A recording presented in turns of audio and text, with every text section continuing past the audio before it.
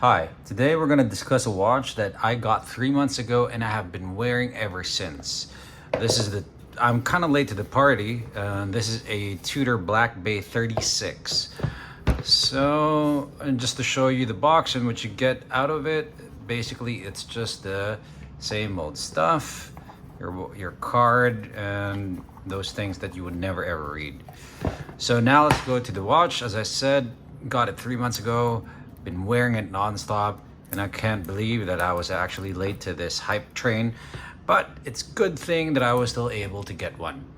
So case diameter of 35, well, this is actually a 36, 35.7, 35.6, thickness of 10, bang on, 10 flat, and then a lug span of, I believe, 19, and then kind of tapers down to a 15.6, and then it becomes 18 back again on the clasp. So we have a polished, very beautifully polished bezel, and then a very inky lacquer like black dial with, how can I describe this, a maxi set of indices and huge handset, snowflake handset. And of course, as you guys would see, this is the Smiley version, which means that this is housing an ETA 2824 or a Salida 200 that they regulated in-house. So we just have that nice fine printing of a Tudor Genève, self-winding at the bottom, and then Swiss made at the very bottom. So it's a very boring watch, but very clean, and that's how I really like my watches. So we have a polished, the side case would be polished as well, and we have a very nice clasp, and that clasp, if I'm not mistaken, this is a ceramic ball bearing or something like that. It does have a manual, well, not really, it's not, the quick adjusts are just like 3 spaces, but you can get a good fit with this watch. A sterile case back, Tudor Genève, Swiss, and then the serial number there, and basically that's it. And of course that gorgeous flower on that crown, and it's just such a simple watch, but I just think it works. I've been eyeing the Rolex Explorer for the long time, and somehow I just cannot justify spending that much money for a watch. So I got this instead. I know it's not the same thing. I'm still looking for a Rolex Explorer, but maybe one day I'll buy it. But when I did go to the AD, I did notice something. When I tried the Rolex Explorer, the 124270 versus this, because I was wearing this has a better set of proportions for me. The Explorer is a bit thicker in terms of this looks thicker because of the slab profile, but you would notice that if you do try the 124270, that it's a bit chunkier.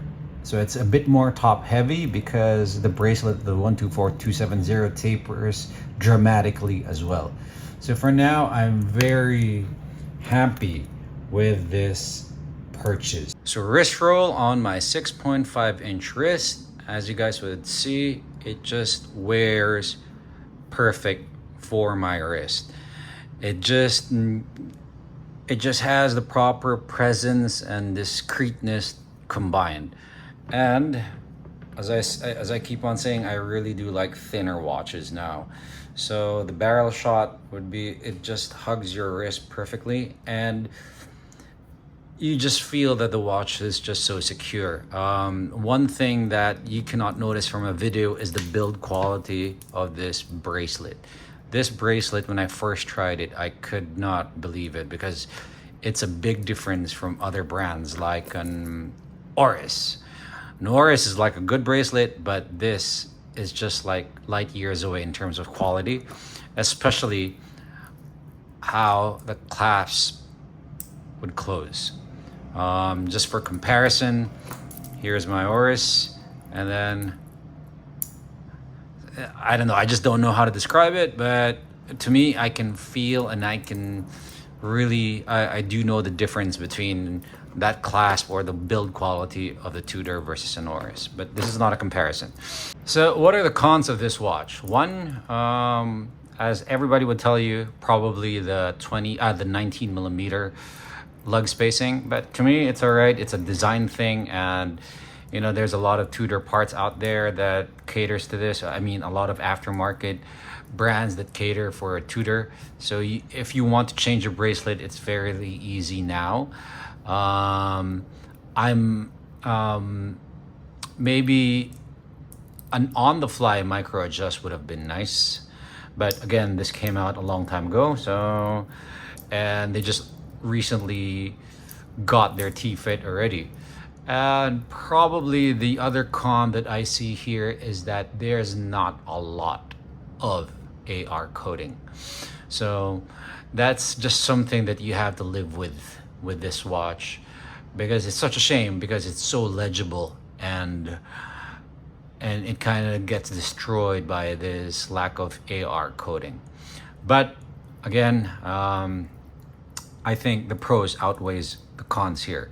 So the pros for me: case construction, finish, the movement is a generic ETA, so it's just easily serviced. The dial is just simply drop dead gorgeous, inky black, maxi indices, fantastic lume, and enough water resistance.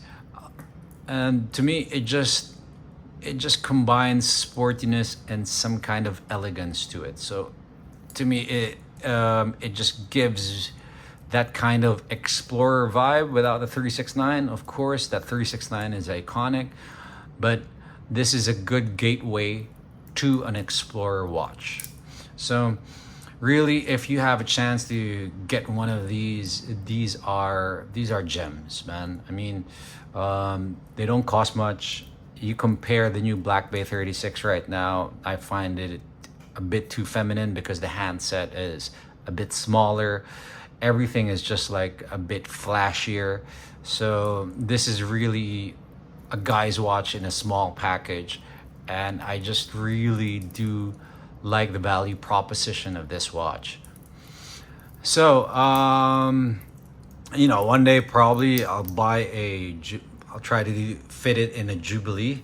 I've been checking online for aftermarket Jubilee straps for this, and maybe I can actually change it. Another key feature for me is a lot of people don't like this. Hold on. A lot of people don't like this protrusion here, especially with a black rubber thing. But I kind of liked it, and to me, it's such a good action just to feel that crown. It's just built well. And lastly, one thing that I really like is this old nod to this Smiley dial that they used to have back in the 50s, if I'm not mistaken.